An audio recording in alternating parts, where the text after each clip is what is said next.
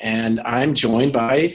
I'm Sabrina Merlot. I'm Program Director at Maker Faire. Right, and we're here to talk to you about the Global Maker Faire, and really wish I was in Shenzhen for Fab12 to meet all of you and talk to you. I'm sorry this is a taped presentation.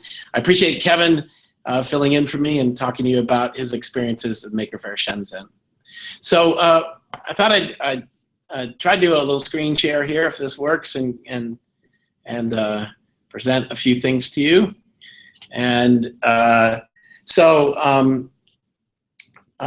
you know, we see Maker Fairs as bringing the maker community together. This was Maker Faire in Nantes recently, that in France, and they had their wonderful wooden creatures out moving around. But Maker Faire is this year over 190 Maker Fairs in 40 countries. I always get asked, do I go to all of them? No, I cannot, but I wish I could in other ways. If this virtual technology gets better, that's always a good option. Maker Faire has grown. Most of it, you know, we started 11 years ago in the Bay Area in 2006, the very first one. But this year, you know, we've grown to over 1.2 million attendees, in 2015, and we're coming up on the fall Maker Fairs now. Over 4 Maker Fairs have had attendees at or above 100,000: San Francisco, New York, Shenzhen, and Rome. Here's a picture from last year's Shenzhen Maker Faire, and the largest version of Makey that I've seen to date. And this gives you an idea of how it's grown by region. It started in the US, but picked up kind of in Asia, and then also in Europe, are growing significantly. We'd particularly like to see more activity in the Middle East and in South America around Maker Fairs. So why does Maker Faire matter? Why does the Maker movement matter for that matter? I think it is helping broaden participation in innovation. It's increasing the number of young people that get exposed to technology and engages nearly everyone. And I think that's been our mission from the beginning. Makers are kind of a new source of innovation. They're developing new products. They're using crowdfunding sites like Kickstarter. They've developed over $105 million, or raised $105 million on Kickstarter from over 1.7 million individuals over the 7 years of Kickstarter. But I find it particularly appealing to young innovators like Amker Govel, who developed his own smartwatch to help kids learn to program. There's the whole prosthetics and 3D printing community that has grown up, really people solving their own problems and their own interests.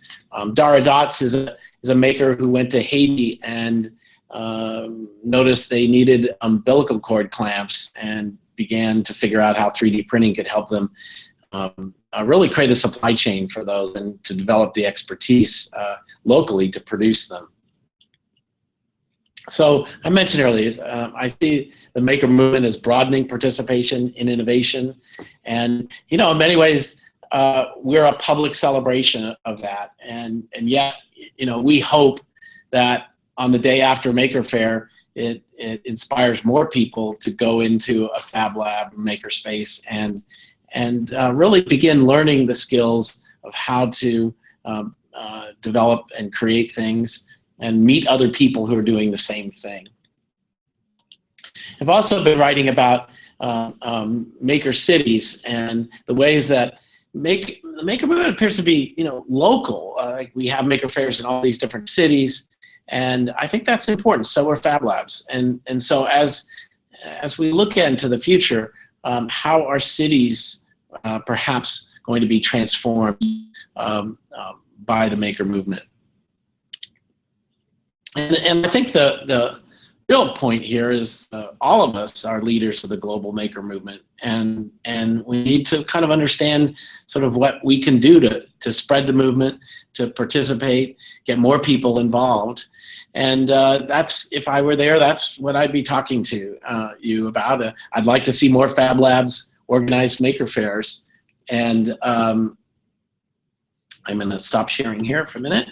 And that's why I brought Sabrina by, because Sabrina is really the first person to kind of organize an independent maker fair, and she came to work with us and began documenting her process.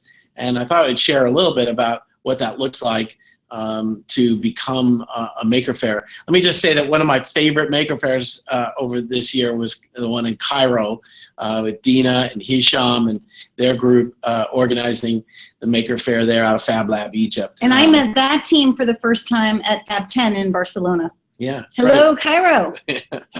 So there are probably more maker fairs associated with Fab Labs than we know.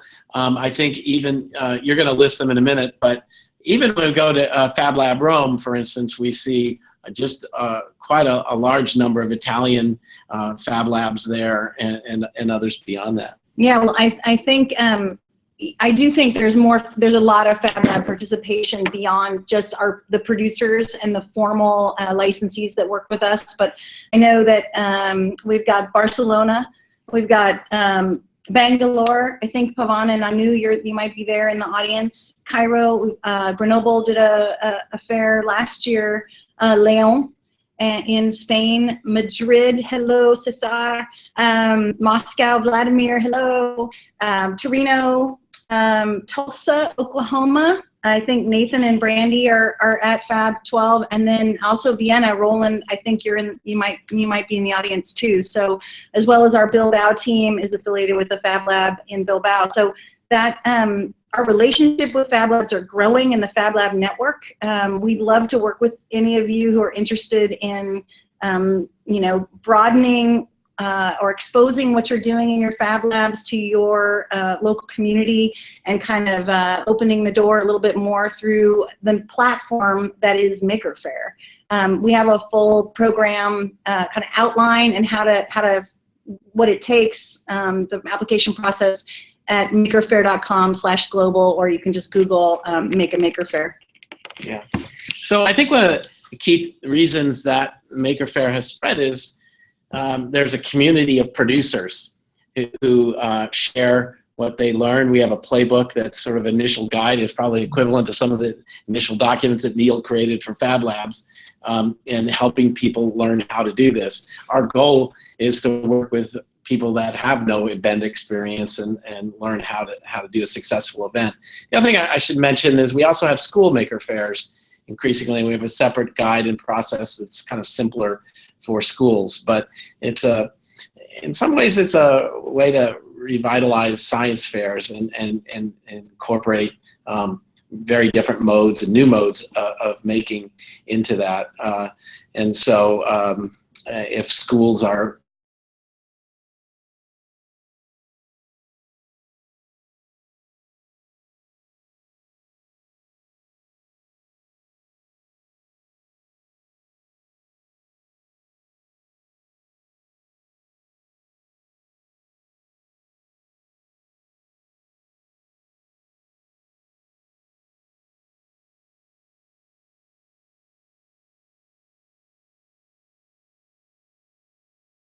Co-founder of East Bay Mini Maker Faire with me.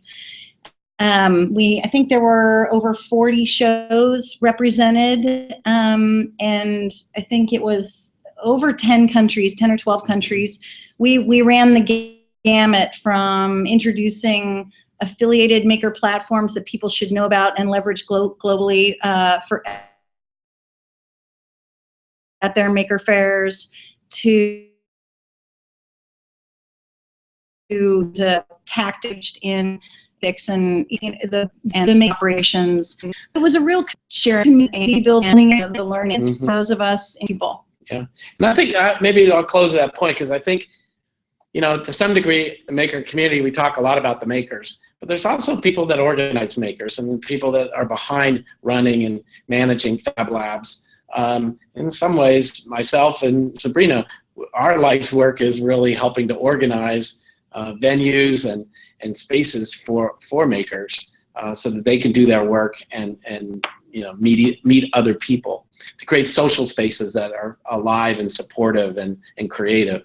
So we want to wish you all well. Thanks again, Kevin, for stepping in, and good luck to Neil and Sherry and all of the Fab Lab Foundation crew. Okay? Have a great time, Bye-bye. everybody.